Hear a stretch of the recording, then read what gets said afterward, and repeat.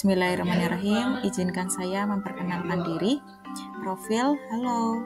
Saya Anis Listiani, biasa disapa Anis. Saya lahir di Kabupaten Banjarnegara 10 Juni 1994.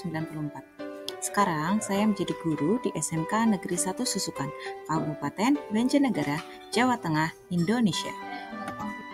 Fasilitator dan pengajar praktek. Fasilitator saya adalah Bapak Heru Setiawan, STSkom.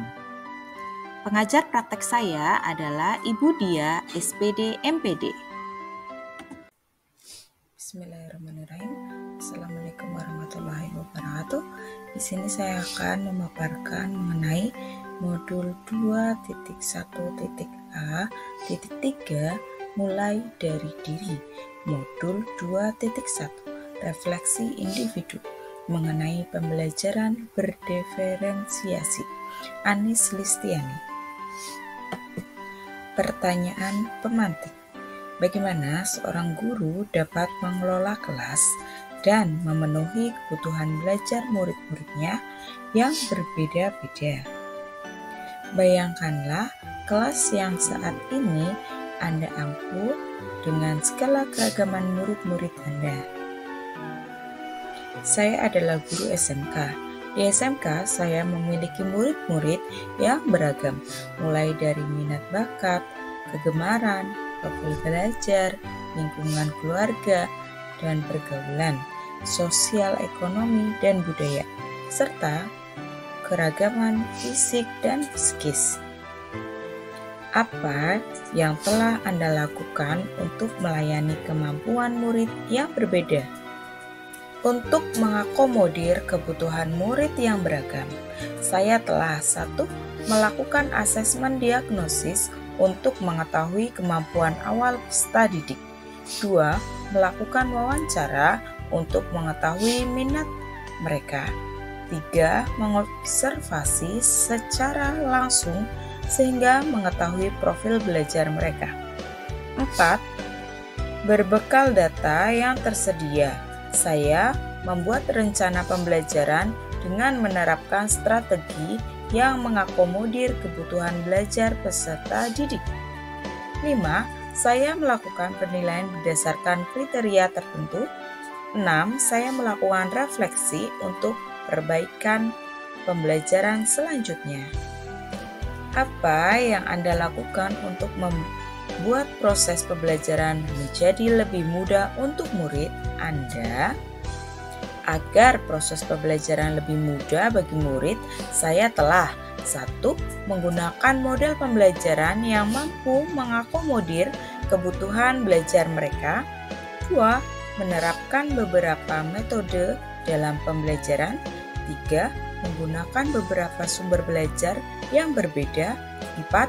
Menggunakan media pembelajaran yang beragam. 5. Melakukan penilaian afektif, kognitif, dan psikomotorik.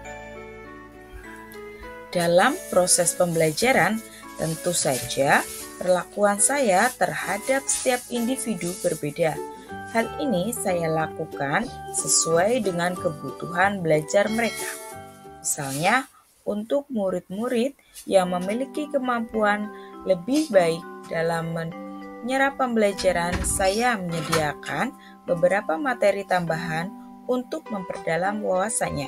Sedangkan untuk murid yang kemampuannya menyerap pembelajarannya kurang, saya dampingi dan saya berikan waktu lebih untuk memahaminya.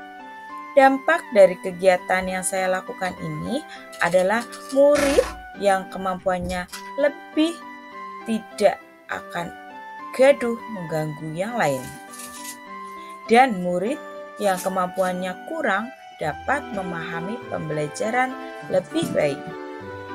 Sebutkan tantangan-tantangan yang Anda hadapi dalam proses pembelajaran di kelas yang disebabkan oleh keragaman murid-murid Anda tersebut. Tantangan yang saya hadapi dalam proses pembelajaran misalnya 1. Penyusunan materi pembelajaran yang membutuhkan waktu lebih. 2.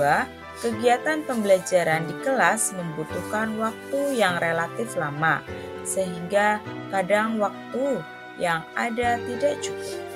3. Target pencapaian materi yang harusnya selesai kadang membuat pembelajaran tidak optimal.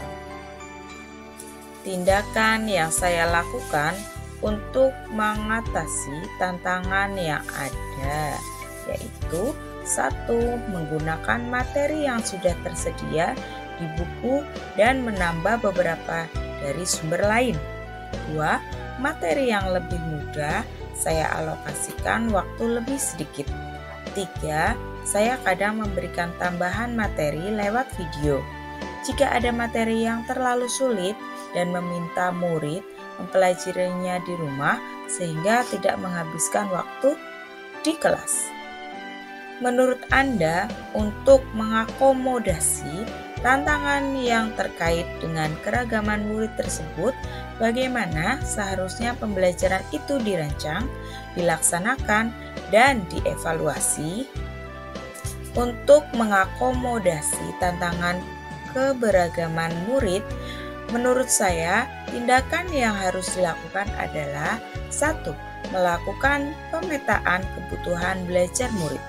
2. Menyusun rencana pembelajaran berdasarkan kebutuhan belajar murid. 3. Melakukan evaluasi dan refleksi kegiatan pembelajaran untuk perbaikan pembelajaran selanjutnya. Itulah tadi paparan dari saya. Billahi taufik wal hidayah. Wassalamualaikum warahmatullahi wabarakatuh. Bye bye. See you next time.